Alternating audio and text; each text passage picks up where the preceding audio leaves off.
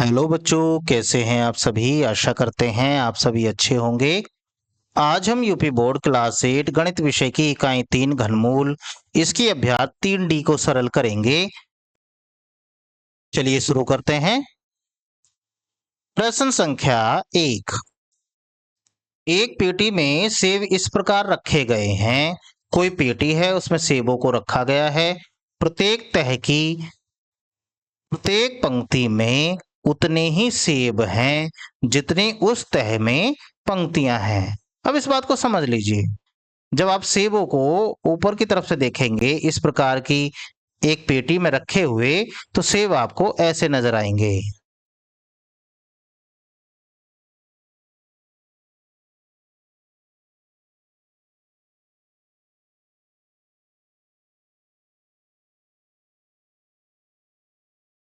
अब इन्होंने ये कहा है, ये पूरी की पूरी जो आपको नजर आ रही है, ये बन गई है एक तह। अब इस तह में जितनी लाइनें बनी हैं, हर लाइन में उतने ही सेब रखे हुए हैं। ये बात इन्होंने बोली है। मतलब जैसे एक लाइन बनी है, दो लाइन बनी, तीन लाइन बनी, चार बनी, पांच बनी। अगर मानिए 5 लाइन बनी है, तो हर लाइन में 5-5 सेब ही रखे हुए हैं। ये इन्होंने कहा है। यदि तह की कुल संख्या, मतलब जैसे एक तह लगाकर सेब ये लगा दिए, अब सेब इनके ऊपर लगाए जाएंगे, तो फिर दूसरी तह बन जाएगी।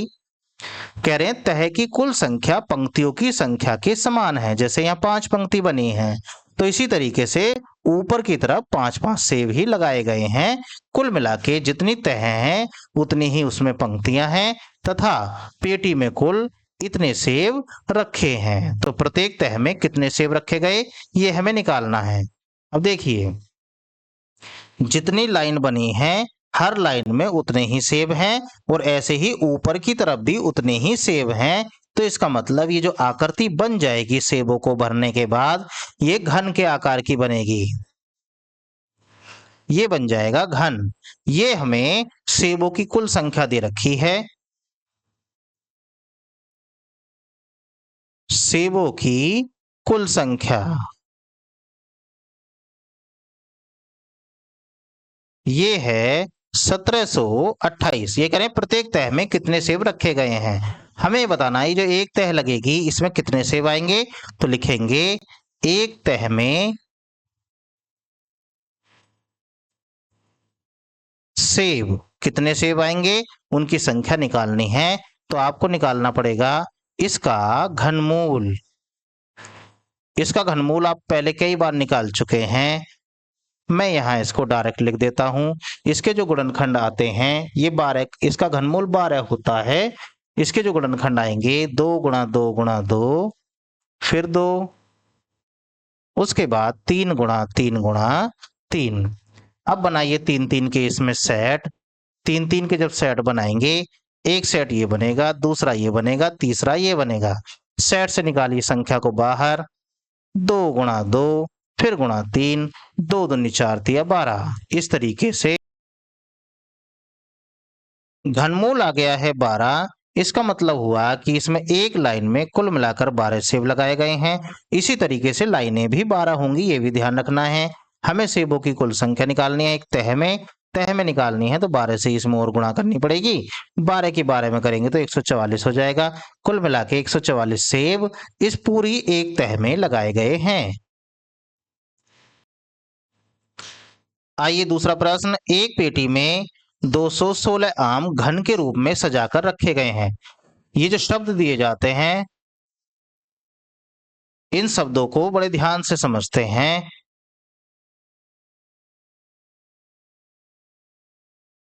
एक पेटी में 216 आम घन के रूप में सजाकर रखे गए हैं। ज्ञात कीजिए कि पेटी में आम की कितनी तहें हैं। अब ध्यान रखिएगा, पेटी को क्योंकि घन के रूप में सजाया गया है आमों को, तो जब हमसे पूछे कि एक तह में कितने आम हैं, या एक तह में मतलब कितनी कुल तह लगाई गई हैं, इस प्रकार से जब भी कोई चीज पूछी जाती है, तो हमेशा जितने आम हमें दिए गए हैं उसका घनमूल निकाला जाता है। तो पेटी में कुल कितने आम हैं, पेटी में आम कितने हैं, वो हैं 216। 16। हमसे पूछा गया है आमों की कितनी तह लगी हैं, तो लिखेंगे आमों की तह। आमों की तह निकालनी है तो आपको ये जो संख्या दे रखी है इसका निकालना पड़ेगा घनमूल। घनमूल निकालेंगे, इसके भी गुणनखंड आप बहुत बार कर चुके होंगे। तो 2 गुणा 2 गुणा 2, 3 गुणा 3 गुणा 3, ये इसके गुणनखंड होते हैं। एक संख्या यहां से सेट बनकर बाहर, एक संख्या यहां से बाहर, कुल मिला के 2 गुणा 3, 3 दूनी होते हैं 6, ये इसका हो जाएगा आंसर। मतलब कुल तह लगाई गई हैं 6।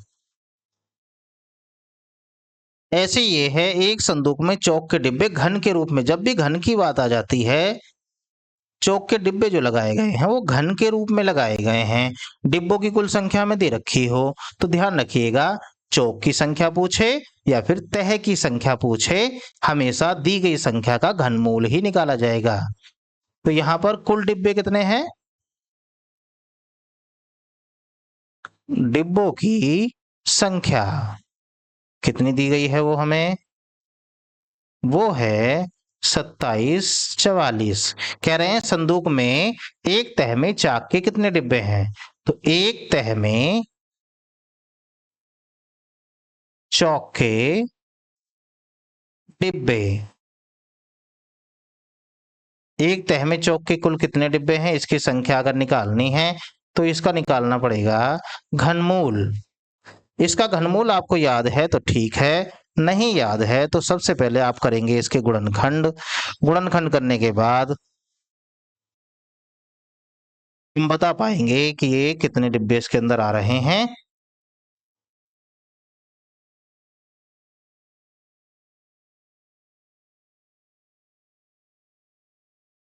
27 44, 2 से भाग करिए, 2 एकम 2, 2 तिया 6, 2 सत्ते 14, 2 दूनी 4, फिर 2 से काटिए इसको, 2 छिक्का 12, 2 अट्ठे 16, 2 छिक्का 12, फिर 2 से काटिए इसको, 2 तिया 6, 2 चौक 8, 2 तिया 6। अब ये कटेगा 7 से, 7 से कटेगा 49 बार, 7 से कट जाएगा ये 7 बार,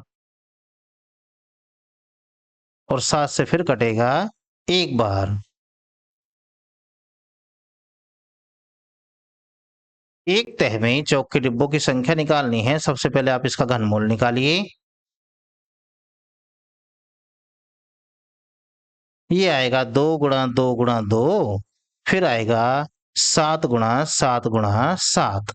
अब एक एक साइड बनाकर 2 गुणा 7 बाहर, 7 दूनी होते हैं 14। ये हुआ एक तह में जो डिब्बे लगाए गए हैं, ये एक पंक्ति में डिब्बों की संख्या आई है। जितने डिब्बे एक पंक्ति में आए हैं उतने ही डिब्बे बाकी पंक्तियों में भी आएंगे। कुल मिला के 14 ही पंक्तियां हैं, हर पंक्ति में 14 14 ही डिब्बे लगाए गए हैं। कुल डिब्बों की संख्या निकालनी है। इस 14 में 14 से ही आप करिए गुणा, कुल मिलाकर आ जाएगा 196 डिब्बे। ये इसका आंसर हो जाएगा। प्रश्न संख्या 4।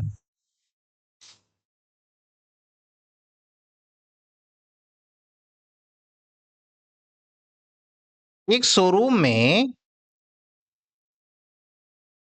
कांच के रंगीन इकाई घन एक दूसरे से सटाकर इस प्रकार रखे गए हैं।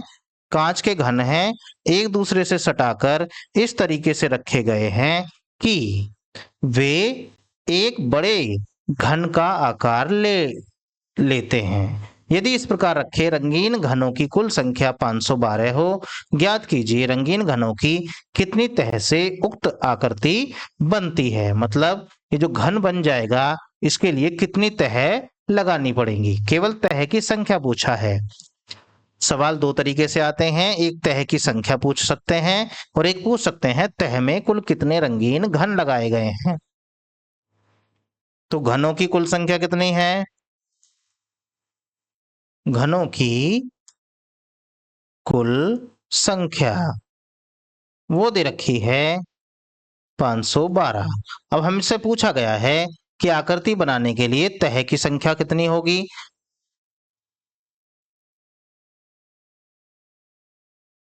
तह की संख्या निकालनी है तो हमें ये जो संख्या दी गई है इसका निकालना पड़ेगा घनमूल। इसका घनमूल आप कई बार निकाल चुके हैं।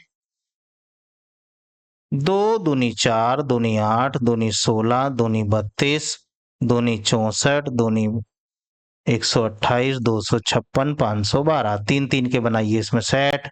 1, 2, 3 सेट बने हैं। कुल मिलाकर 2 गुणा 2 गुणा 2, 2 दूनी 4 दूनी 8। तह की संख्या जो है वो है 8। अगर आपसे पूछा जाए कि बताइए एक तह में कुल कितने डिब्बे लगाए गए हैं, तब आप इस 8 में 8 से ही गुणा कर देंगे तो आपको पता चल जाएगा एक तह में कुल कितने डिब्बे लगाए हुए हैं। ये इस प्रश्न का आंसर हुआ। आइए अगला प्रश्न देखें।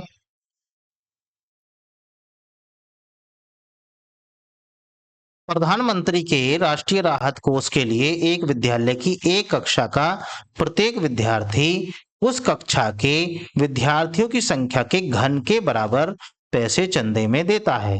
इस प्रकार यदि कुल चंदे की धनराशि इतने रुपए हो तो उस कक्षा में कुल कितने विद्यार्थी हैं। एक कक्षा है, उस कक्षा में जितने बच्चे हैं बच्चों की संख्या के घन के बराबर हर बच्चा पैसे देता है।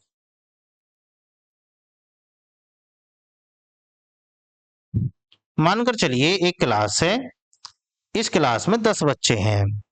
अब 10 बच्चे हैं तो हर बच्चा 10 की पावर 3 यानी कि 10 गुना 10 गुना 10 कुल मिला के 1000। हर बच्चा 1000 रुपए चंदे में देता है। ये इसका मतलब है जितने बच्चे हैं बच्चों की संख्या के घन के बराबर पैसे चंदे में देता है। एक बार फिर समझिए, प्रधानमंत्री के राष्ट्रीय राहत कोष के लिए एक विद्यालय की एक कक्षा का प्रत्येक विद्यार्थी उस कक्षा के विद्यार्थियों की संख्या के घन के बराबर पैसे चंदे में देता है। मतलब कक्षा में जितने बच्चे हैं उन बच्चों की संख्या के घन के बराबर पैसे वो चंदे में देता है। फिर पूछे क्या है, इस प्रकार कुल चंदे की धनराशि इतने रुपए हो गई हो तो उस कक्षा में कुल कितने विद्यार्थी हैं। तो कुल चंदा कितना इकट्ठा हुआ है, कुल धनराशि वो इकट्ठी हो गई है 15,625। आपसे पूछा जा रहा है कि उस कक्षा में कुल कितने विद्यार्थी हैं, तो विद्यार्थियों की संख्या निकालनी है।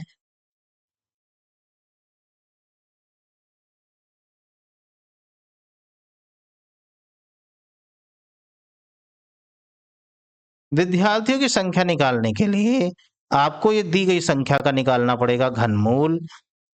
15,625 का आपको घनमूल निकालना पड़ेगा। चलिए निकालते हैं। 15,625 के आप कई बार गुणनखंड कर चुके हैं। 5 पूरे 25, 125, 625, 31, 25, ये इतना। लीजिए 3 के सेट बनाइए। 1, 2, 2 सेट बने हैं। 5 गुणा 5 करके संख्या बाहर, 5 पूरे 25 यानी कि उस कक्षा में कुल 25 विद्यार्थी हैं जिन्होंने पैसा इकट्ठा किया है। आशा करते हैं ये प्रश्न आपको समझ आ गया होगा। आइए अगला प्रश्न देखते हैं।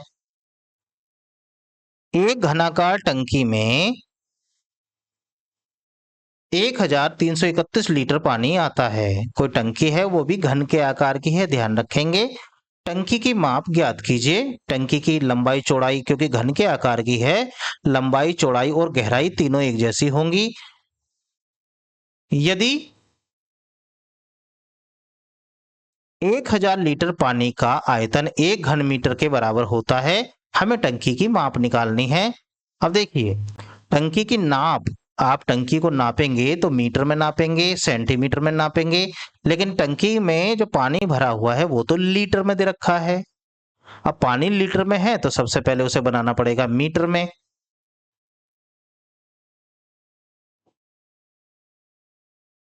अब हमें दिया गया है 1000 लीटर पानी का आयतन जो होता है वो 1 घन मीटर होता है। मतलब 1000 लीटर बराबर जो होता है वो होता है 1 घन मीटर के। तो हमें तो 1 लीटर का निकालना है। पहले 1 लीटर कितने के बराबर हो जाएगा? वो हो जाएगा, इस संख्या को बटे में लेकर आइए 1000 ऐसे करके घन मीटर। लेकिन जो टंकी में पानी भरा हुआ है वो है 1331 लीटर। मतलब 1331 लीटर जो है ये कितने घन मीटर के बराबर हो जाएगा? तो 1 बटे 1000 इसमें गुणा कर दी जाएगी 31। अब जैसे ही इसमें 1 की गुणा करेंगे तो ये आ जाएगा 1331, नीचे आ जाएगा 1000, भाग करेंगे 1.331 घन मीटर। ये लीजिए, आपकी जो टंकी है जिसमें पानी भरा हुआ है उसमें 1.331 घन मीटर उसका आयतन हो गया। ये जो आया है ये टंकी का आयतन है।